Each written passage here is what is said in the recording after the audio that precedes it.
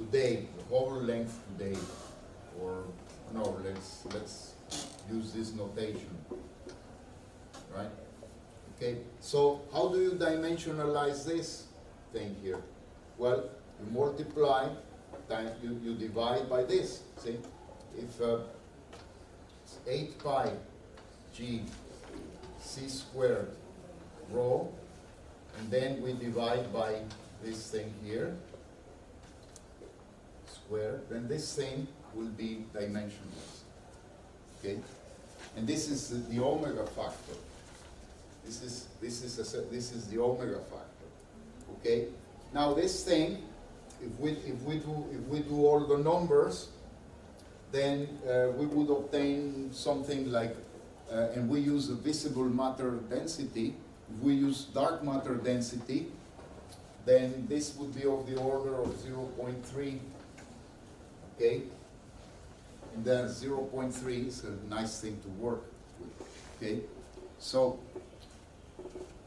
now notice that in this case, the making this dimensionless is multiplying it times constants only. We're multiplying this thing times a bunch of constants, so it's still a density. It's not another variable. It's a density that is multiplied by constants and in such a way to make it dimensionless, okay? And we can do the same thing, for example, this is for the density. Now, if we take the Hubble scalar and we divide it by h0, then this is also dimensionless, right? Well, we divide it by this quantity. It also becomes dimensionless, right? And so all what we're doing is dividing these quantities by something like this, right? Now, we also need, because for example, okay, let's call this thing mu. Mu by definition will be 8 pi g. Let's say 3. Yes. Yes. Yeah, we can. We don't need to divide it by c. Sorry. We don't need to divide h by c. The new parameter that we have defined h naught tilde. Yes. We don't need to define that.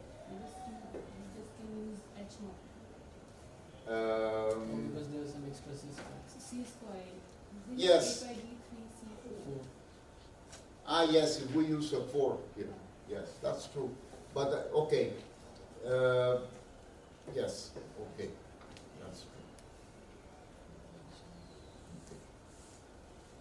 Okay. So, and here, well, here is because we're assuming h to be 1 over centimeter. So here we do have to divide it by h. But anyway, this is, I'll show you how this is done. It's very simple. Okay? Now, we have this quantity.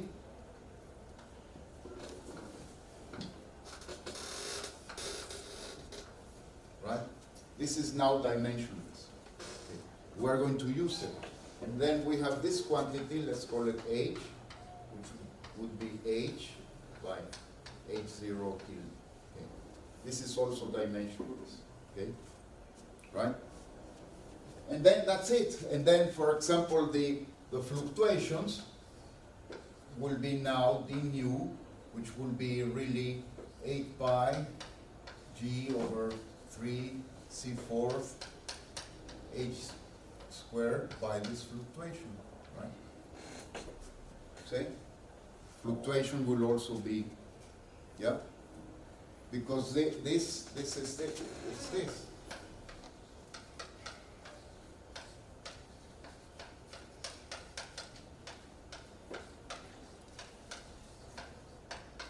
These are densities, and this is a constant there is. Okay? So fluctuation is also made dimensionless. And the same with the fluctuation for h. Okay? However, our equations of state will then be, for example, if we have the partial derivative with respect to ct, remember that T, well, I write T, but really it's CT. Yeah, it's a proper time, no? Yeah, because, yeah, it's a proper time, Of and observer. we are using coordinates. As a coordinate, yeah. Coordinates have units of distance, right? If there are angles, then they are multiplied times a distance. So the ds squared has units of square length, right? So really, we're using CT, right? Now, this, even though this thing, the mu is dimensionless, its derivative is no longer dimensionless, right? The derivative will have dimension of 1 over length. So to address this problem, we also have to make the time dimensionless. So what's the obvious choice to make the time dimensionless?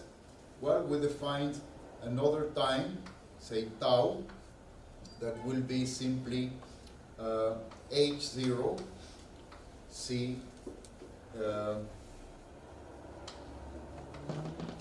cdt, which is ct, which is h0t. Right? That's it. We use another time. We use a dimensionless time also, right? And then the derivatives are also dimensionless, right? And then the whole system is dimensionless. And then we can, now there's another issue. This is the time axis, and so we are choosing to set up our dimension, the working of the dimensions at this surface.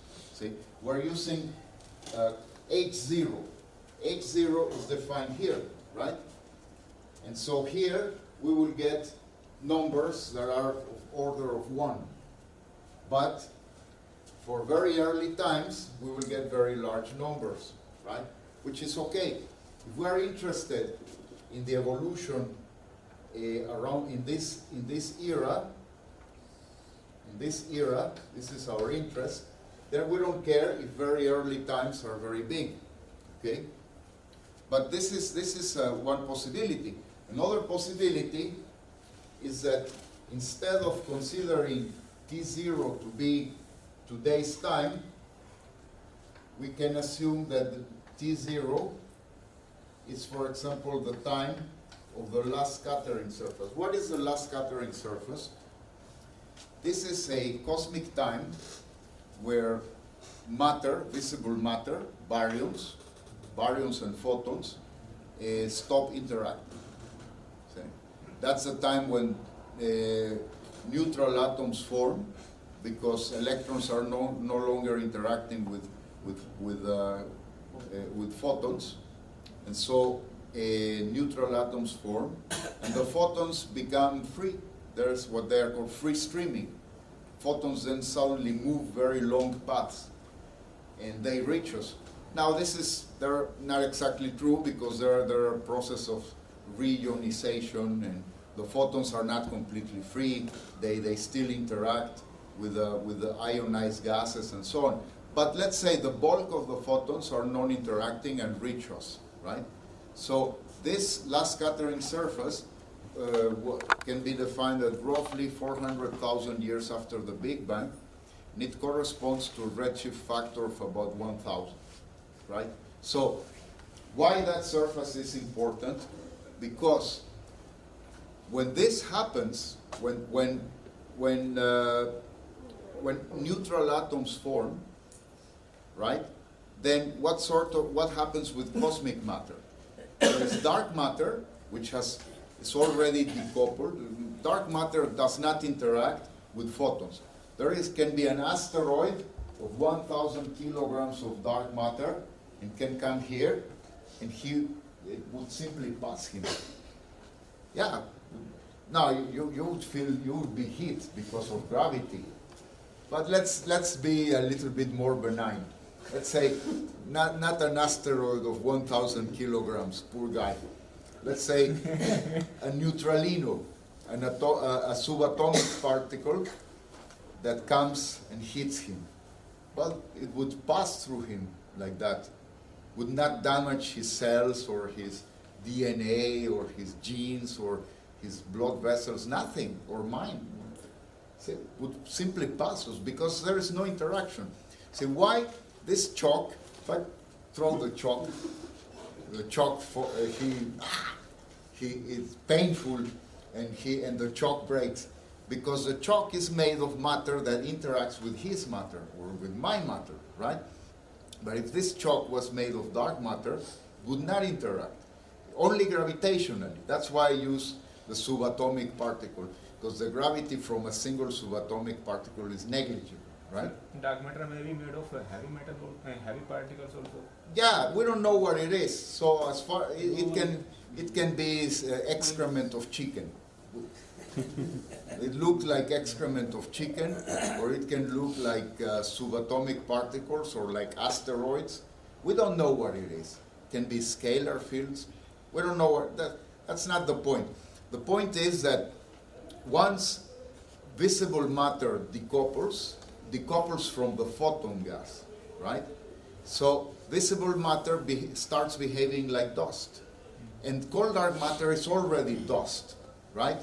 So from last scattering to the present, we can safely assume as a very good approximation that everything that is not photons and neutrinos, which are negligible, their contribution is very small, it's dust. So LTV models are valid.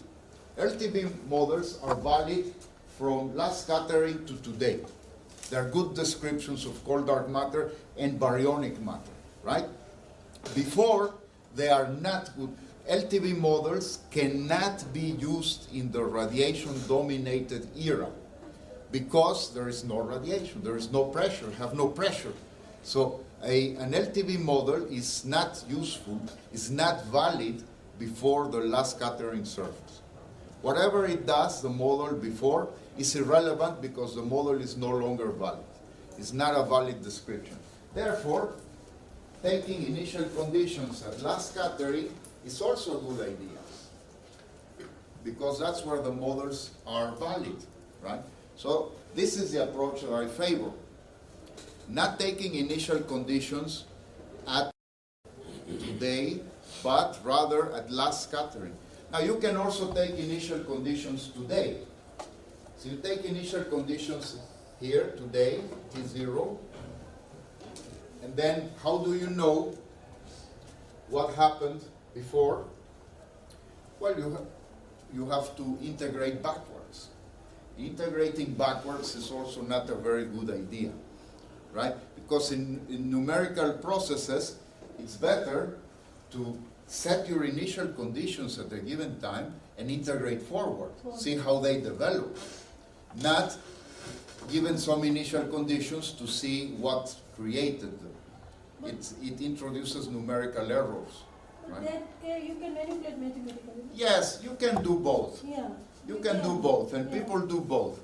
It's just a matter of convenience. It's practical and depends, etc. But both ways are possible. The point is, we have to make variables dimensionless, and we have to make time dimensionless as well, right? We have to make time dimensionless, okay? Both things I'm going to show you. Now, how do the equations would look like? Very, very simple. See? How the equations would look like. Let's see, the first equation. First equation is rho q dot, let me write it like this, equals minus 3 rho q times hq, right? Okay, so we define these variables, these things here. Right? We define them like this. And we define, this time, we define tau equals this. Okay? So, and we substitute. So, we substitute this. We substitute, notice that mu q, that it's, if we multiply everything times 8 pi, let me call this thing well, let's write everything. 8 pi g 3 c4. This is d of c dt of all this. Well, but this thing is a constant, so we can write it also like this.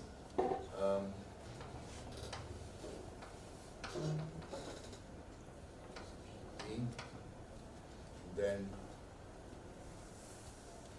this automatically is already d mu 2 by c dt, and then this will be equals to minus 3 mu q, because I'm multiplying this, and then here I would have hq, but hq is hq by h0 divided by c.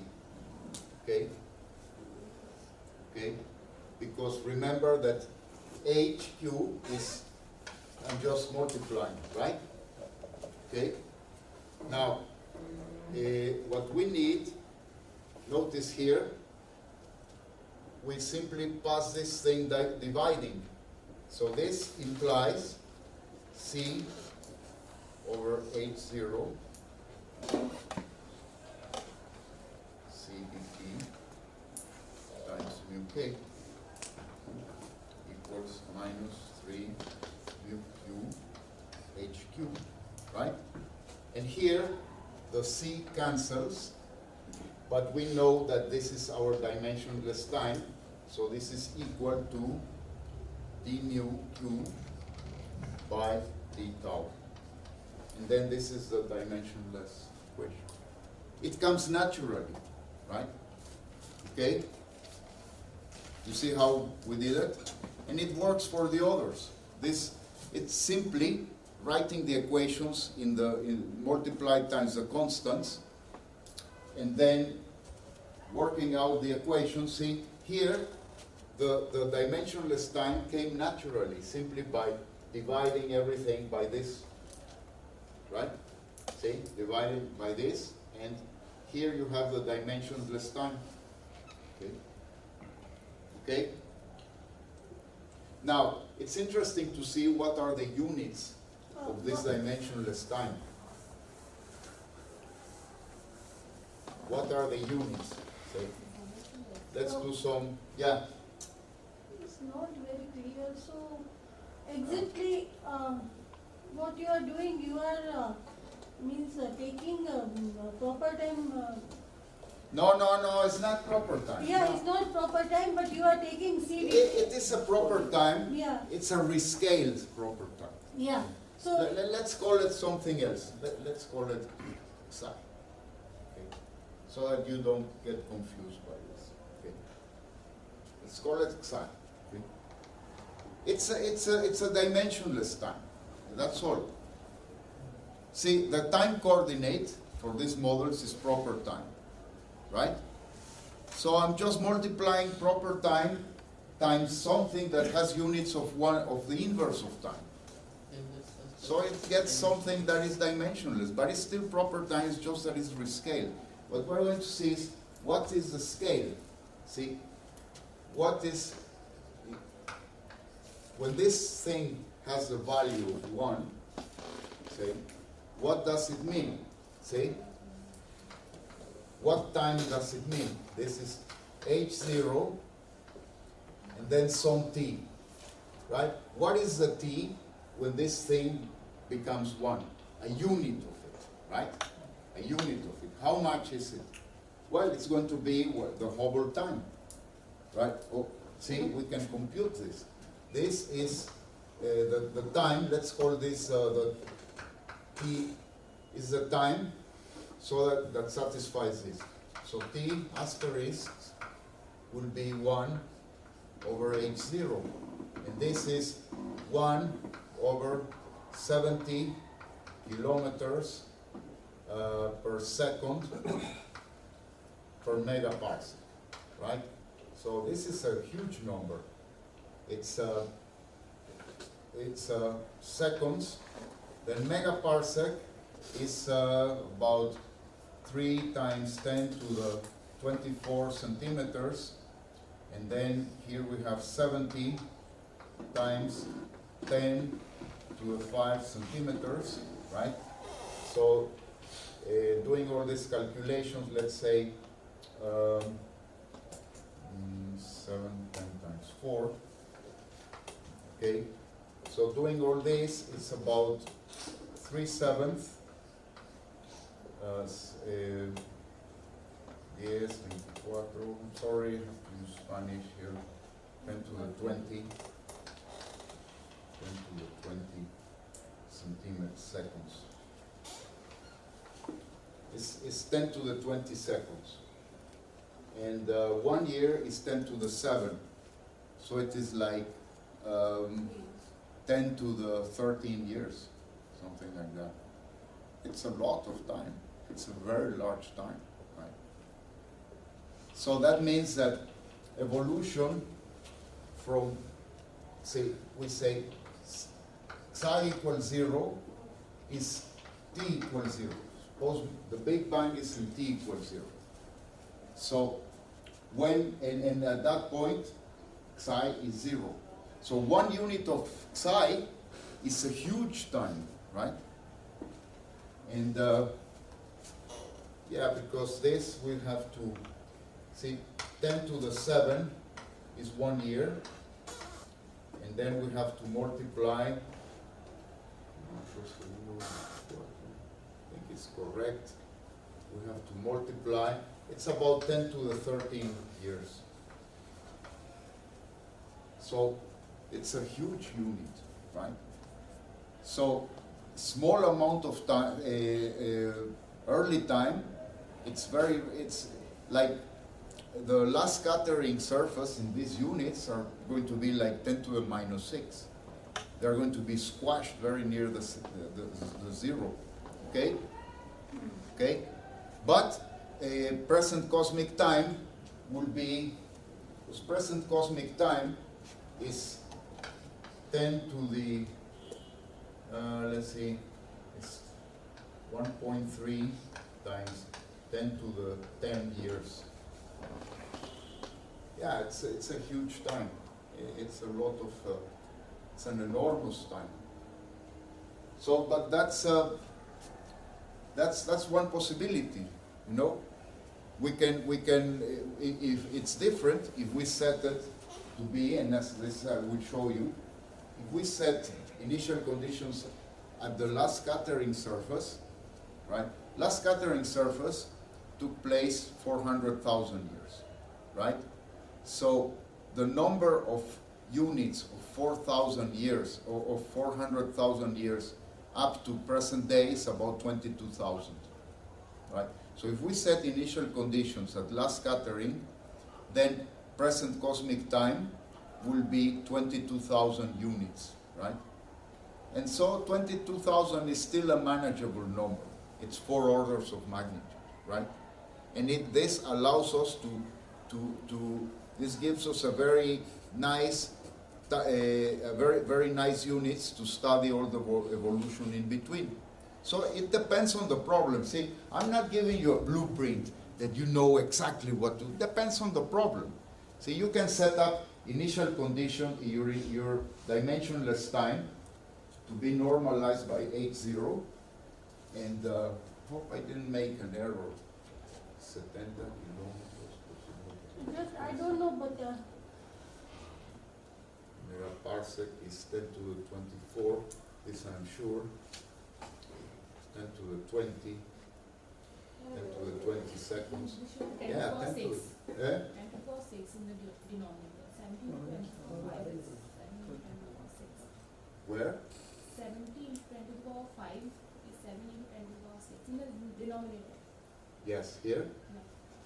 Yeah. Yeah, it's 70. Yes. But so if I divide here, yes, that's true. That's true. 24, 18.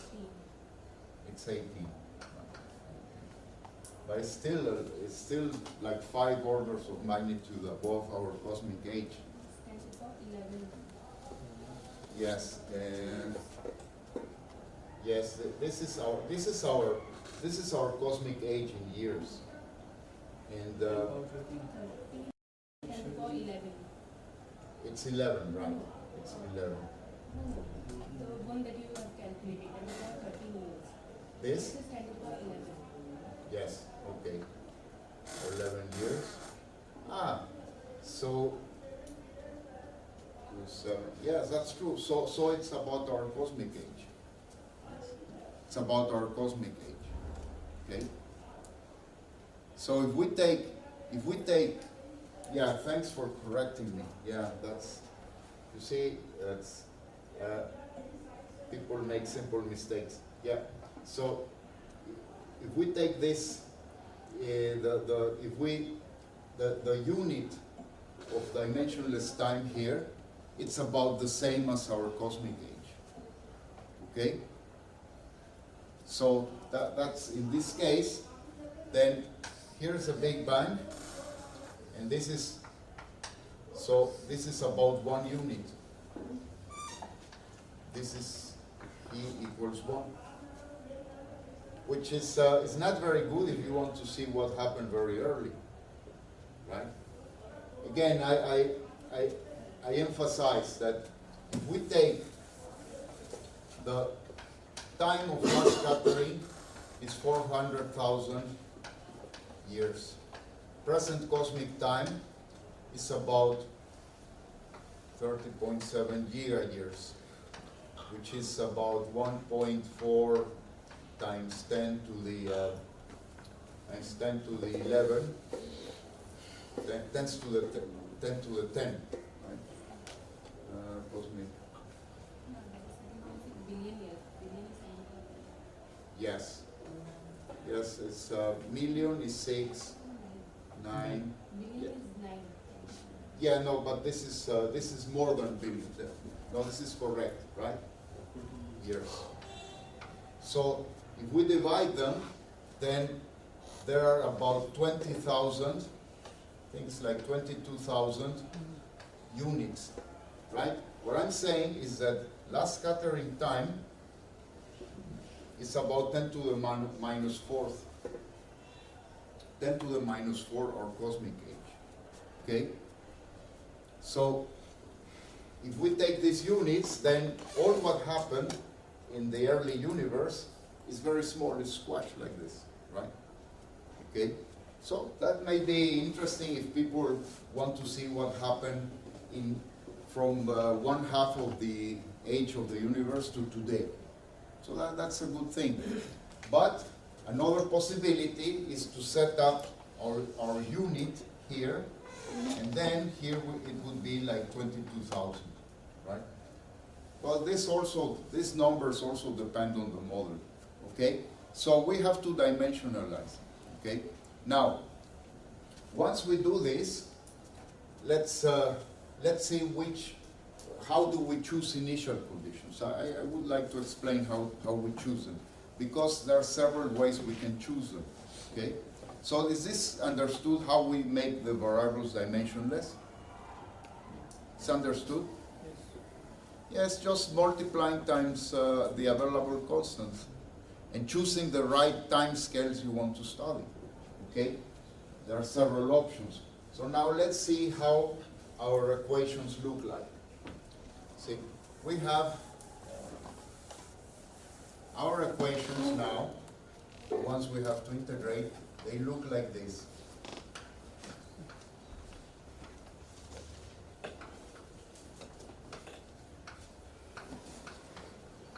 So please increase the font What? font size. Big. You have to write big. Okay.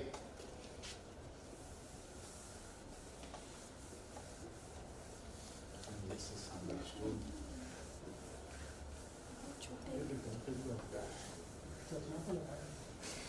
देखो बहुत दूर बैठे हैं इधर आ जाओ बहुत छोटा ही लिखने का आदत है बहुत छोटा ही लिखते हैं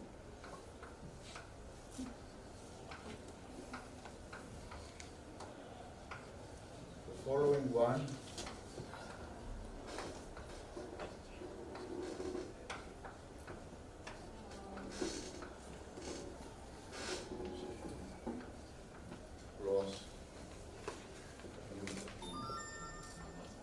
let's define mu q this way. Like this, with a 4 pi factor.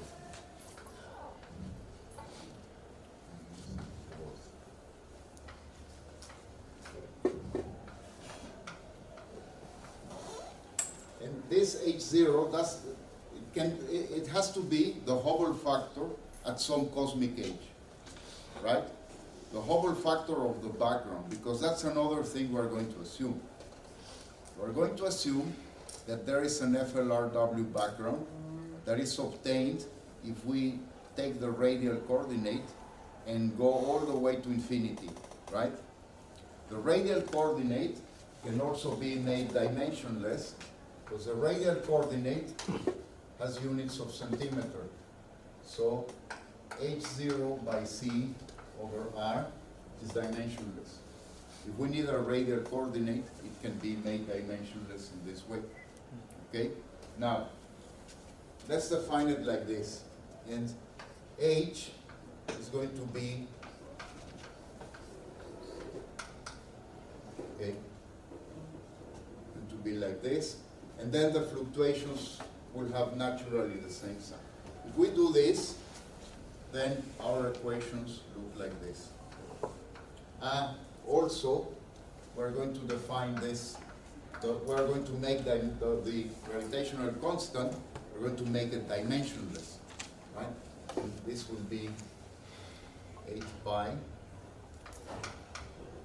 by G over 3 C squared. C fourth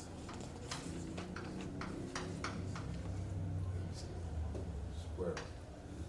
Or let's do it. Let's keep it. It doesn't matter. So here it's mu plus lambda. Although there are good reasons to keep the 4. Let me keep the 4.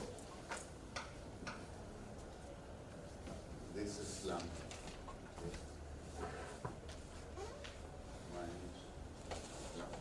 Then the other ones, they look like D, U. And here, let me see, can you dictate to me? It's very simple. 3m1 menos 2m menos 3 plus mu. Then here's DH, right? Outside. Yeah? And then minus 3. 3HQDM. Minus 3HQ. Then the other one,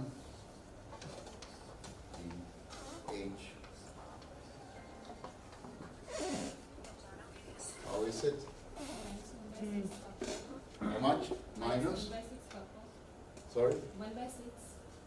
Yeah, but 1 by 6, we have to incorporate this. This is minus This 3. is, this would be minus, 3. because k divided by 6 is 4 pi thirds. So it's really minus d mu. And then, what else? Minus, DH times minus what? 3.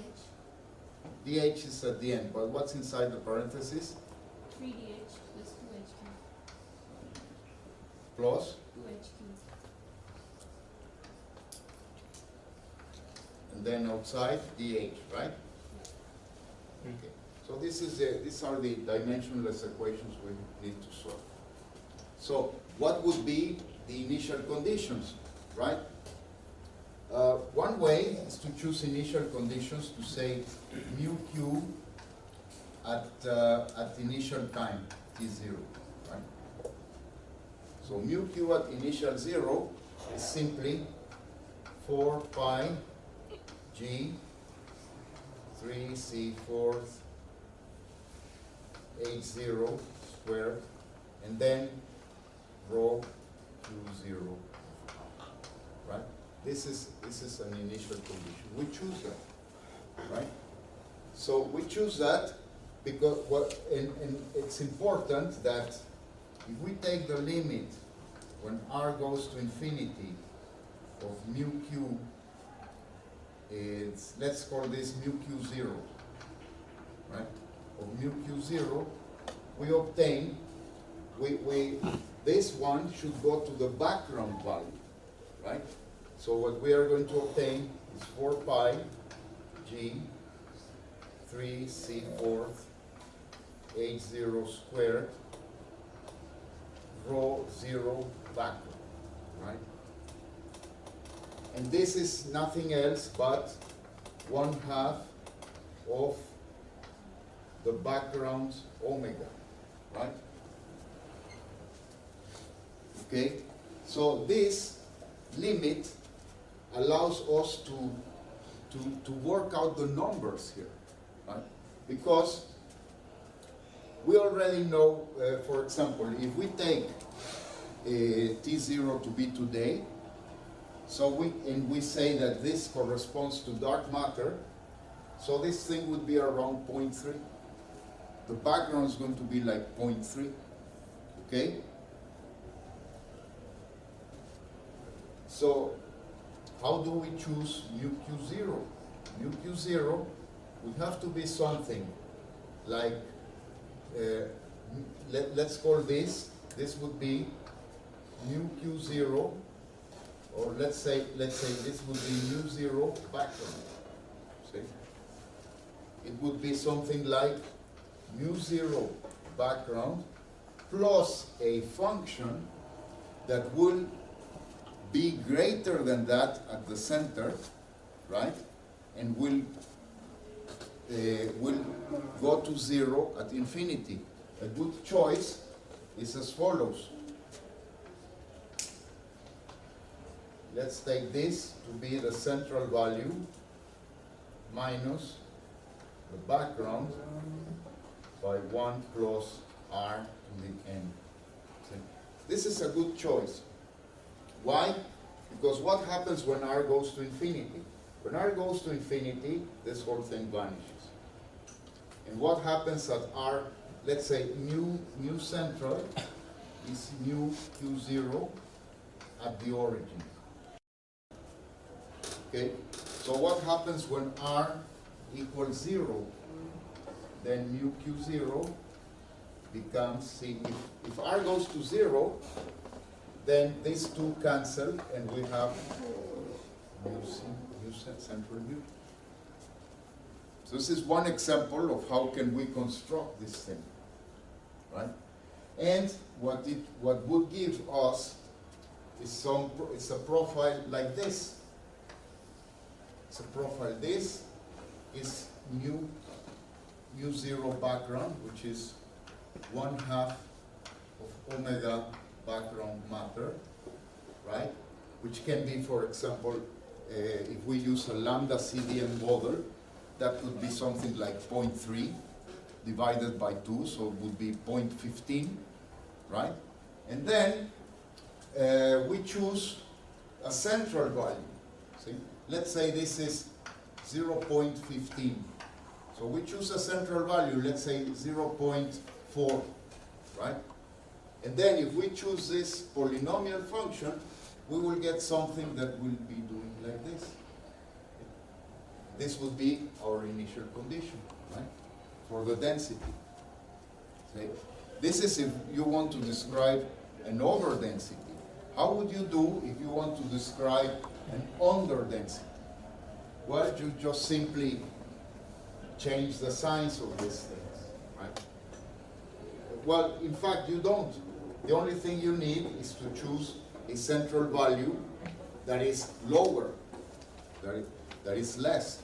And then you would get an underdensity if you do that, right?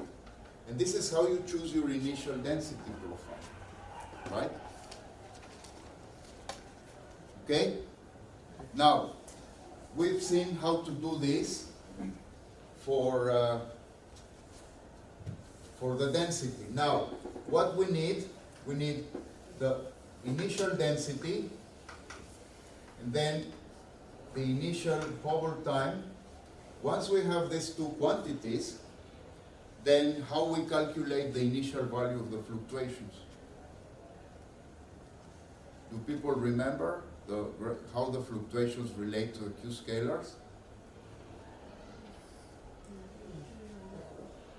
By derivation, right? Remember? Then we have d mu 0 would be simply like this. Okay? We've seen that formula. And the same thing for h.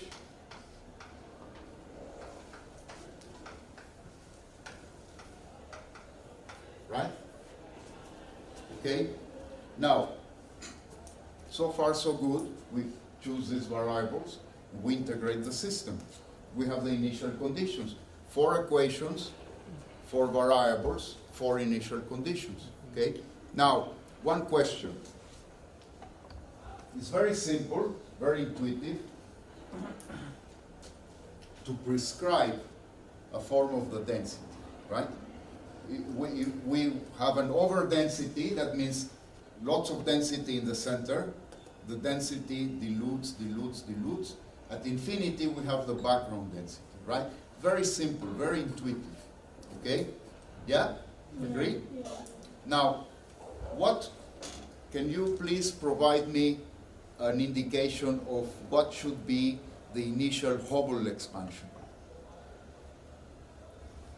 Should it be something like this, or something like this, or like this? How would it be? It should be like this. Decreasing function? Decreasing.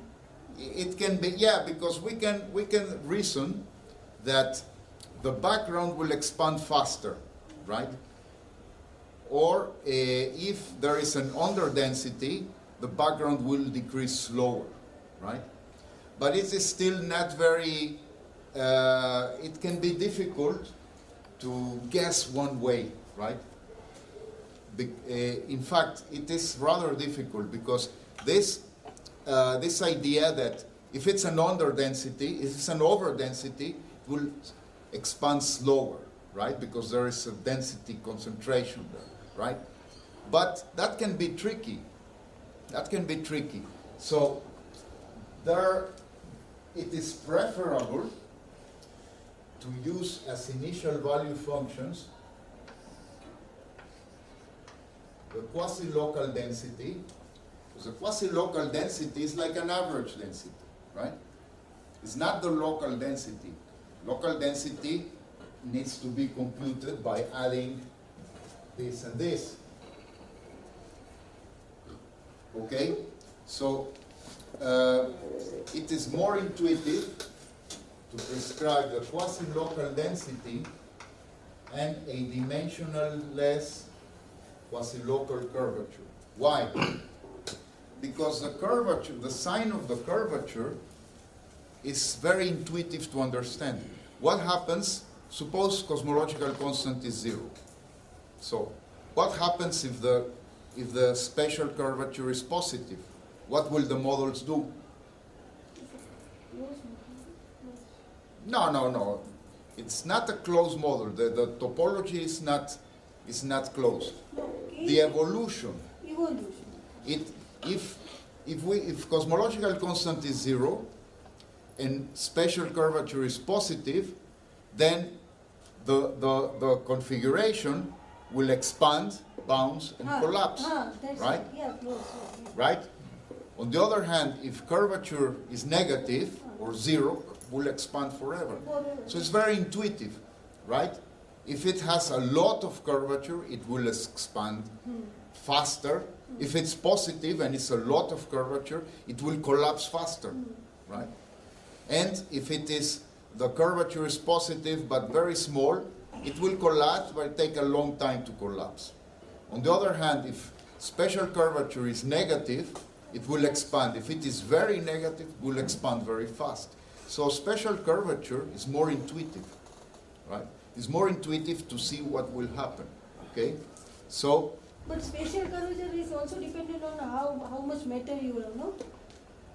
Yeah, but no, Special curvature, say what happens is that because of the Friedman equation, Hubble, special curvature, and density are linked. Linked, yeah. Yeah, so, but no, it's an independent thing. It will be related to the Hubble. Given a velocity, it's not a direct, it's a relation between three things, Three things. right? It's a relation between three things. You can modify two of them and obtain the other, right? So, these two, even if there is cosmological constant, because remember when we saw the energy diagram, if there is cosmological constant, then it's possible to have models with positive curvature that expand forever. But the curvature cannot be very large. If the curvature is very large, even these models would collapse. Nevertheless, the curvature is more intuitive, right?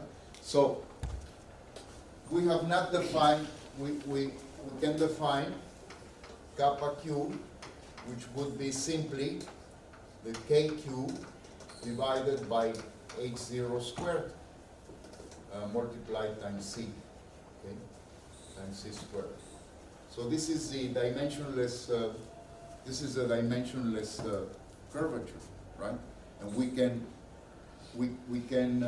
use it. And then once we have it, see, the procedure is now as follows.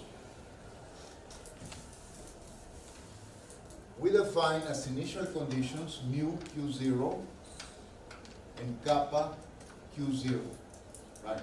Now, how do we choose kappa? Well, for example, if we're working with a Lambda-Cdm model, then the Lambda-Cdm model has zero special curvature, right? So our kappa should go to zero in the background. If we go to infinity, we reach the background, which has to be Lambda-Cdm, so that curvature has to go to zero as r goes to infinity, right? If we have another background, then we choose it. It depends on the background. The background essentially gives you this constant here. Gives you this constant, right? The constant that it will tend, right? And then you modify depending how much you want it to be bigger or smaller in the center, right? Because in spherical symmetry, you only describe one inhomogeneity, right? Okay? So, once we have this, what is the next step? The next step is to compute the... Once we have this, we compute hq squared, or let's say hq, which will be equal to the square root of 2 nq0 minus kappa q0. See? So once we get this 2, immediately we compute the third, right? Okay? And then we compute d mu 0 by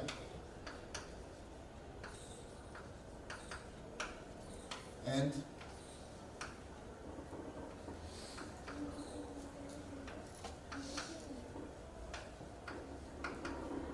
that's it. We're ready to integrate the system, right? Okay? This is what I'm going to show you now, how it is done. Now, that's one point before going into that is the following. See, these are our definitions, so I'm not going to erase them.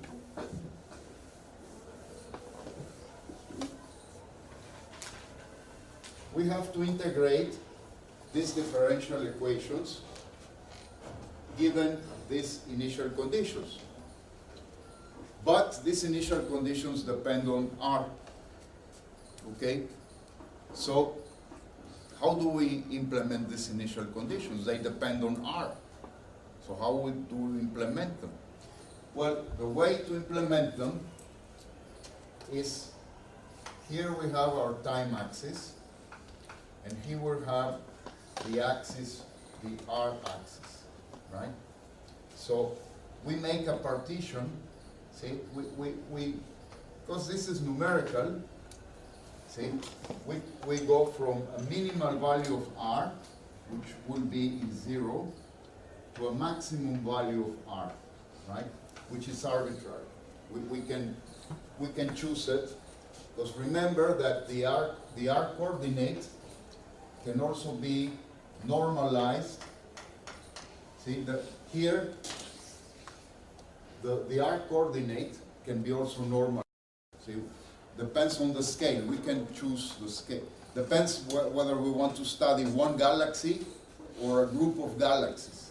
See, that gives us the choice of the maximal radius. And then we make a partition. Right? Right? This is one, let's say. This is a fixed value of this partition, right? So we solve these differential equations as if they were ordinary differential equations with initial conditions given at each point of the partition, right? Because if we fix R, then the initial conditions are constant, but only for this R. But since we do it for the whole partition, then if the partition is sufficiently thick, let's say the partition has 200 elements. So what we have to do is to integrate this system 200 times. But it sounds horrible, but Maple does it in a few seconds. Maple does it faster than the time I have to stop and light my pipe, or to stop and I don't know, go for a walk, go to a toilet. It's already done. Okay, but this is the way to do it, because this, even though they are only time derivatives, these are still partial differential equations. The effect of the radial coordinate is in the initial conditions, right? How you can say, how you can fix this number 200 is just like... No, just a guess. Yes, yeah. 50 Yeah. or normally 100 are sufficient. Even 50, partition of 50. Means to get solution of this equation. Yes. Okay. Yes. Now, the simplest way is to put the partition in equal radius. But there is what is called the adaptive mesh. What we're doing is a one-dimensional mesh, because it's a one-dimensional problem. Initial conditions are given along the radial variable. If we had, for example, with Zechari's models, that's not true, because your space of initial conditions is three-dimensional. So with Zechari's models, instead of 1,000, it would be like 1 million. Well, yes. 1000 raised to 3. Yeah, 10 to the 1 million. Billion. Yeah, but it's the radial partition is larger than the angular. Like the angular partition is like 10. For Zechari's models, it would be 100 times 10 times 10, 10,000. Right? Here it is only 100. Anyway, Here we have only one type of initial condition, no linear. it's a one-dimensional Yeah, set. one-dimensional. Initial conditions are a one-dimensional set. That's the difference. So let me show you how it looks like. Let me show you what it does. Okay, so first, this is a program to write up initial conditions. These are the equations that I've shown you. There are equations that we've written, and includes also the equations to find the metric functions, right? Okay. And then, there's all this explanation. I set up my initial conditions at last scattering surface. So I have to compute the omega factor at last scattering in comparison with the omega factor today. And so here are all the numbers, and I do these calculations, and then the omega factor is going to be, at last scattering, is negligible. It's 10 to the minus 9. But this even though it might look to you negligible, it makes a very strong impact in the late time evolution, right? Okay, the first procedure is you prescribe this thing, right? This is exactly what I've been showing you in the blackboard. Now, here I'm doing it another way. People didn't ask, so I'll say. People tell me, well, you are prescribing the initial quasi-local density, but what can you prescribe not the quasi-local initial density, but the standard initial density? Yes, you can, because remember that if you know rho 0, how do you find rho q0? Well, you find it by an integral.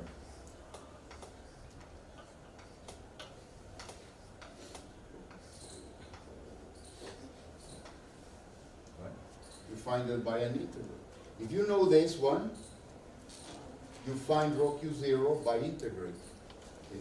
It's more difficult, but it's possible, and especially if you do the integral numerically, then it's straightforward. And here, in this case, I was working with my colleague in South Africa. He said, no, that quasi-local density, that I don't understand what's that. Use a normal density. Okay, so no problem, we use the normal density. Here, I'm prescribing, notice absence of the index, subindex q.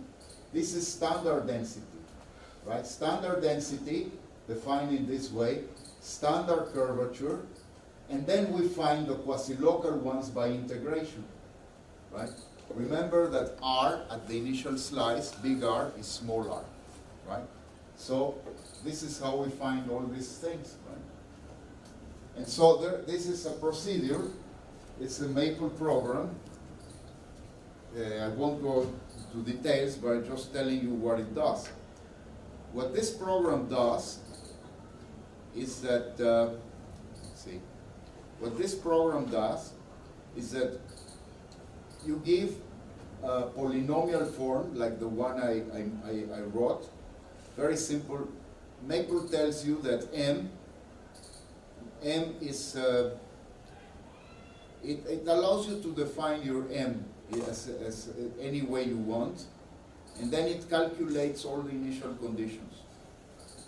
It calculates all the initial conditions that you need, right? And of course, there is a glitch, a possible glitch, if this is a square root here. So if this square root is negative, then it's an imaginary number, and so the procedure has an error saying that it calculates this integral, and if this integral is if the integrand is negative, then it warns you, it stops, says error, incorrect initial conditions. So then it calculates everything, and then I define global variables, because what I'm going to do is that in Maple, you define, once you make a program, there are two types of variables. The local variables, which are valid only inside of the program, and global variables, which are constructed by the program and can be used outside of the program by Maple. These are global variables. So the final initial conditions, I define them as global variables because I will work on them, right? I will do another program that will work on them, okay? So this is saved, this is stored in a safe command, and it is stored in this binary file, okay? Now, once I've done this,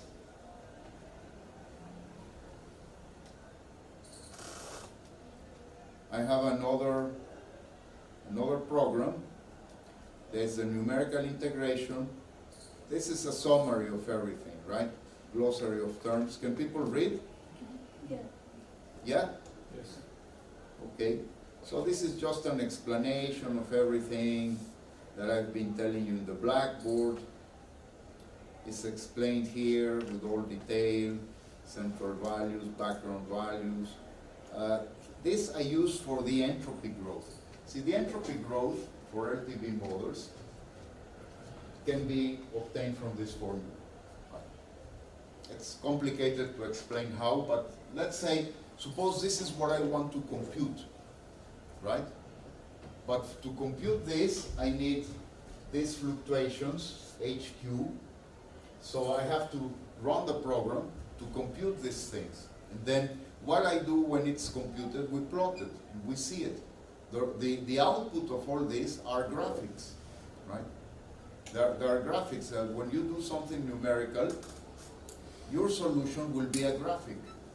Well, your solution can also be a table, but tables are not so illustrative as graphics. Like the old proverb says, one picture is worth 10,000 words. So one graph is worth 10,000 tables or 10,000 pages of blah, blah, blah, blah. Okay? So these are the quantities we have to compute. Then there is another thing that can be computed here, and it's called the growth suppression factor. The growth suppression factor is one quantity that can be observed. It can be people who look at motions of galactic clusters, because the idea is that structure formation is not a process that is, it's a process that cannot go on exponentially. It has to be suppressed, because if it's not suppressed, we would see a lot more structures, but we don't see so many. So it means that the growth of structures is being suppressed, and this can be computed. And if we take the computation that people do for FLRW models with perturbations, and we translate this into parameters of LTV models, this means that we would have to compute these things, right? So these things are of interest, and so we want to compute them, right? Okay, so this is like a prologue. Now, usage of the initial conditions routine. We load the file, the binary file here, and this is the syntaxes. This is the syntaxes that we're going to do. See? Let me see if... this is the way we're going to use the procedure.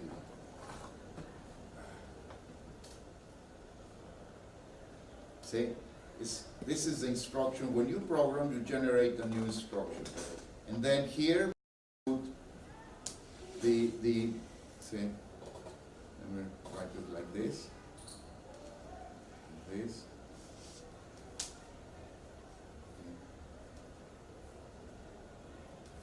These are the things that I'm specifying in the routine.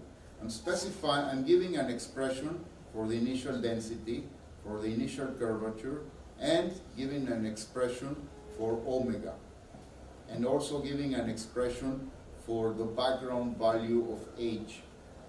And this is the parametrization of R at the initial slice, which we will take to be simply f of R to be R. This is the range of the partition, see, from R1 to R2.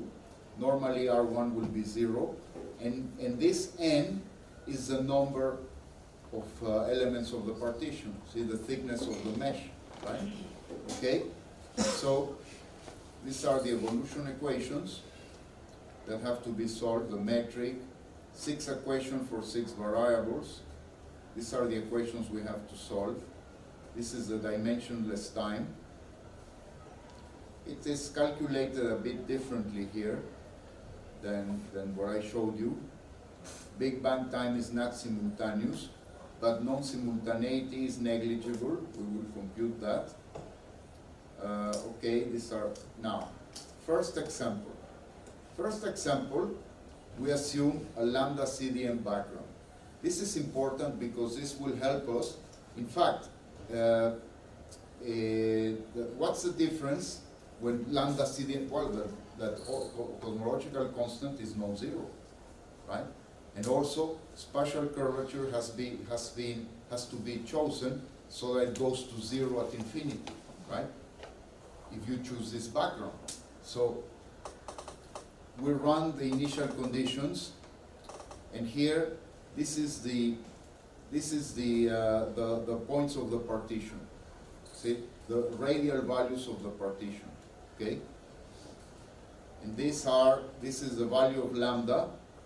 And then we start plotting things. These are the plots of the initial conditions. This is the plot of the, it's not the quasi-local, but it is the local and quasi-local density, right? The local density is the thick curve, and the quasi-local density is the dotted curve, right? Which both of them I can obtain from the initial conditions. See, special curvature, this is a special curvature. Again, the local one is a thick curve. Notice how it tends to 0 at R infinity, because that's the Lambda-Cdm model requires us. Okay? And then, okay, now we are going to solve the equations. I think it's better if I, okay. We're going to solve the equations. This is a routine to solve the differential equations, right? It is dissolved, and then I write all the equations here. These are the equations that have to be solved, the 6 equations. And then here, here you can see,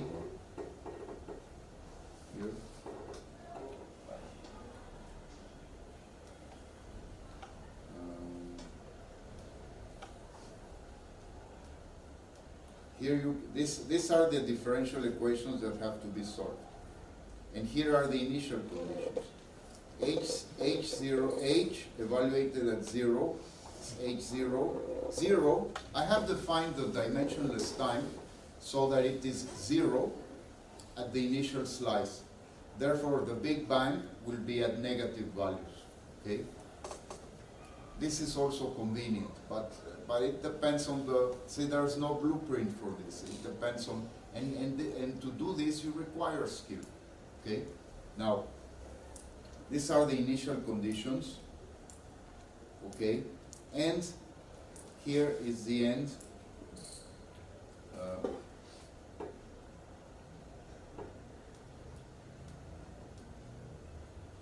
This is telling Maple how, because the initial conditions will depend on one parameter, namely the radial coordinate. So this is telling Maple that the initial conditions will depend on 4 parameters. And this is also something you need to, this is part of the way you solve these differential equations in Maple, right? Okay, so here this is done. And then once you do that, once you solve that, it is important to tell Maple that, see, it's very important in numerical solution to be able to assign a name to it, right? So suppose I get the density, and it's numerical, but to invoke it, to be able to invoke it, it's useful to give it a name, right? To treat it as a normal function. It's a normal function that cannot be treated analytically, but can be evaluated numerically. So what I'm telling here to Maple is going to find mm numerically. And I'm telling Maple, please give the name m to mm, so I can use small m to evaluate it. So you'll see that. And then here is the, we do the same for all of them.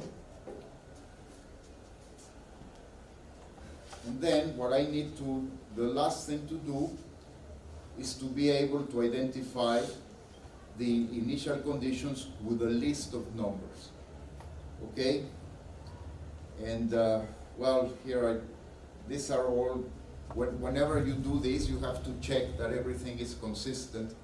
And this is some consistency checks that I do. This is the way you are going to, this, for example, this computes H for the word line 40 at the time, at the initial time T00. T00 is present cosmic time, right? So Ah. Then checking absence of shell crossings. This is, to test absence of shell crossings, you have to test that the function gamma is not zero. So I evaluate this function for the word line 30, the word line 20, the word line 10, at very, very large times. And see, since they're not zero, this means that it's very unlikely that there will be shell crossings. And then the non-simultaneity of the Big Bang, what I do is that I evaluate the density at extremely early times. And then Maple tells me, your singularity is minus 0.66. This is for the word line number 2. And for the word, this is like for the word line near the center. And for the word line near the other extreme, the singularity is at 0.666. This means that the difference of cosmic age between the center and the extreme is of the order of 3,000 years, which is nothing. See, our cosmic age is 13.7 6 billion. billions years, so 3,000 years is nothing. So although the Big Bang time is not simultaneous, the difference between ages is so small that it's practically simultaneous. And then, here are the plots. This is the graph of lambda, of omega. See, how do I compute omega? Well, I tell Maple to plot this quantity. This quantity here, this quantity is omega, because omega will be the density divided by h squared. Remember, the density already has incorporated the 4 pi, and this is what we get. See, this is present cosmic. No, let's see. Yeah, this is the time axis. This is the time axis, and then the age is normalized by 1. So exact this value 1, this is present cosmic time. This is present cosmic time here, right? Present cosmic time. This is an underdensity. So at the initial conditions, omega was very close to 1. Then in the background, or this very close to the background, omega is decreasing, and at present cosmic time it reaches the value 0.27, which is consistent with observations. However, this happens at the background. Near the center, the omega goes much lower, much lower, much lower, and it takes a value that is very close to 0, as it happens in a void, in a density void. So this is the first plot that shows that everything is okay. Now what happens with omega lambda? With omega lambda, what happens is that at the center, omega lambda is basically, let me orient this thing here.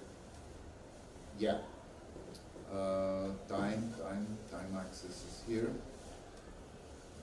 Let's see. Oh,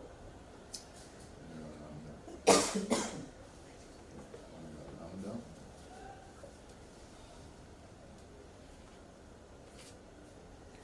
Yes. Yeah, this is at the beginning of the here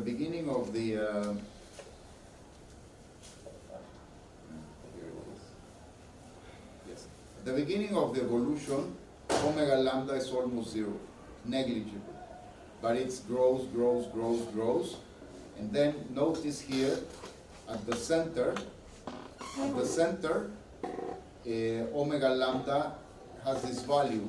But near the background, omega lambda reaches a value that is about 70.7, which is again also consistent with observations, and is consistent with the Lambda-Cdm model.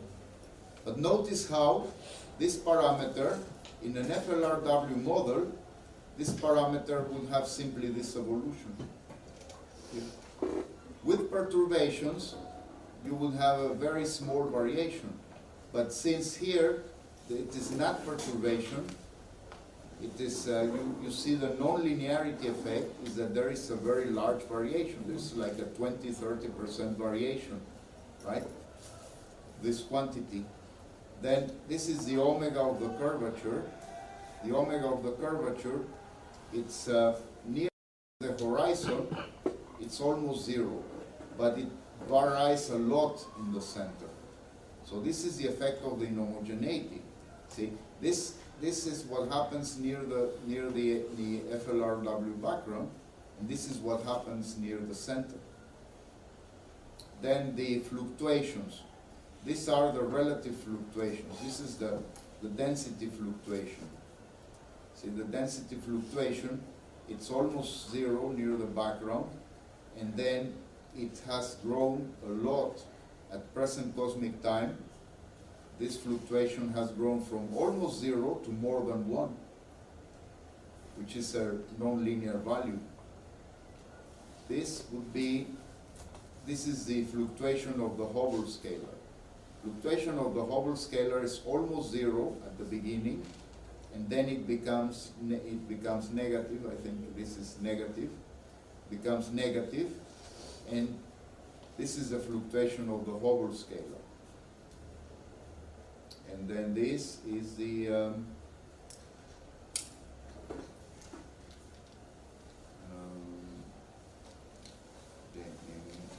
this is like the growth suppression factor. This is, again, all these things are the things that I wanted to calculate are here. This is the growth suppression factor, and here this thing is the value today, right? Because we're studying this growth suppression factor, how it evolves from initial conditions to present cosmic time and further into twice our cosmic age. The growth suppression factor, again, this is another calculation. Okay? And then we can make two-dimensional plots. Like this is delta. Delta is the dimensionless fluctuation of density divided by the scale factor. We get this graph for a typical observer. It will change from one observer to the next. And this is the suppression factor, and this is the entropy variation. See? The entropy, this is the density, the derivative of the entropy. Notice that it's positive, all the time is positive, but it comes a point where it starts decreasing. This is a derivative that is positive. That means that the entropy is increasing. But it is increasing, and then the growth of the entropy will be suppressed. And this is another plot, right? Two-dimensional plot. Now, here we do the same thing, but with another background. This is the Einstein-de Sitter background. It is 0 cosmological constant and 0 spatial curvature. So the behavior of these quantities is very different. But we do the same calculations, and where is the difference between one background and the other in the initial conditions? Right? And we get very different behavior, which I'm going to go quickly through it. We do the same thing. We integrate the equations, we give numbers to them, we check absence of shell crossings, non-simultaneity of the Big Bang. Now look at the omega of dark matter. The omega of dark matter is extremely high. In the background, it starts with 1, and then present cosmic time has decreased to like 0.85. And this is the behavior of this quantity near the center. And then this is the curvature. The omega of curvature is almost 0, has to be almost 0 here, but then it decreases. And again, all these quantities are computed. All these quantities, the same quantities are computed. The same quantities. Okay? I'm going to go quickly through this. Same quantities are computed. Then this is another example. This is a the background is now FLRW, but with negative curvature. This is called the open FLRW model, right? And so we do the same calculations as before. Here we have to change the initial value functions because curvature now is not asymptotically zero. See, you see, this is a special curvature initially, and it does not tend to zero, but tends to a small negative value. Okay. Then we do the solutions, the same, blah, blah, blah. You've seen all these. Here, look at omega. Here, omega starts very high, but at present cosmic time has reached 0.3 instead of 0.85, right? So it has reached 0.27. And yeah, we do the same thing, same. All these graphs, same graphs, etc. And finally here, yes, here's an open FLRW background with another parameter, so on. We also take this, and same thing, and finally we reach the conclusion here. Open 2. Yeah. We put the plots, the joint plots together. And here we can see how the suppression factor behaves for a typical observer. Here, this is the case for an Einstein-de Sitter model. Is the Einstein-de Sitter, zero cosmological constant, zero curvature. In this case, this suppression factor does not do any suppression at all because it grows. So this is one of the reasons why these models are discarded, because if these models were true, there would not be any growth suppression. Structures would be forming and forming. Now, the black case is the Lambda-Cdm model. The Lambda-Cdm model, there is a suppression. The suppression factor goes over, decreases, and this is here. This is the FLRW open model. This shows that negative curvature also has an effect of suppressing structure formation. But what happens is that for early times, negative curvature is a stronger suppressing factor. But this thing here will move like this, and this thing will move like that. So that very large cosmic times, the cosmological constant is more suppressive than negative curvature. So we can see it from here. Then comments, blah blah blah, and then this is another plot, a very similar plot, but taking longer cosmic time. See, again, we see that the cosmological constant is the suppression factor. See, this is present cosmic time is here. So present cosmic time, we cannot distinguish them. At previous times, this one suppressed structure formation much more than the cosmological constant. The cosmological constant is negligible for early times, right? But if we go for longer cosmic times, then cosmological constant is a stronger suppressing factor. But at present cosmic time, we cannot tell very much the difference. That was the point of this argument. In fact, this is an argument I have with a colleague who claims that he made an error because he thinks that these models behave like this, and it is wrong. This model, in fact, this is an ongoing argument, and it's I think we're going to publish it soon. And then comments. Then this is the behavior of entropy production, gravitational entropy production. You can see how suppression factor is strongly tied to entropy production. See, this is the entropy gravitational entropy. Gravitational entropy, which I hope to be able to explain tomorrow what I mean by that. But gravitational entropy grows a lot for these models because these models do not suppress growth. Essentially, gravitational entropy is related to how much structure is formed by gravitational clustering. If a lot of structure is formed, this means that there is a lot of gravitational entropy, right? Equilibrium is equilibrium is homogeneity. In FLRW models are in gravitational equilibrium. They don't form structure because they are homogeneous. If you put a lot of homogeneity, then a lot of structure. But it's not only density, also velocities are involved and curvature. Now these models have zero curvature and they're very dense. Therefore they form a lot of structures, right?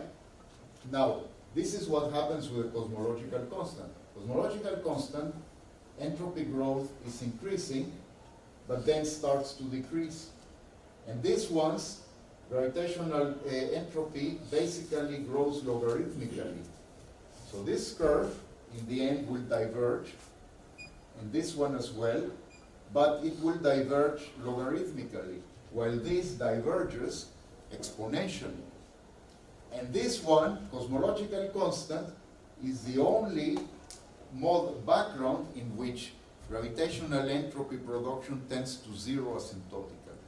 And this is a nice result that I published like 1 year ago, that of all these models, gravitational entropy tends to a finite value, because remember this is dot SGR, not SGR itself. If you integrate these curves, what you can see is that this one tends to infinity logarithmically, this one tends to infinity exponentially, and this one tends to a finite value. And so only if you put gravitational a cosmological constant, this gravitational entropy will tend to a saturation value. And this is found by, these plots were put in this in that paper of gravitational entropy. So here's some comments. And then the joint three-dimensional plots are here. However, notice that this, what we did was to take an average, was to take a representative DOS layer. But here you have all the DOS layers in the partition. We used a partition of 50, right? And then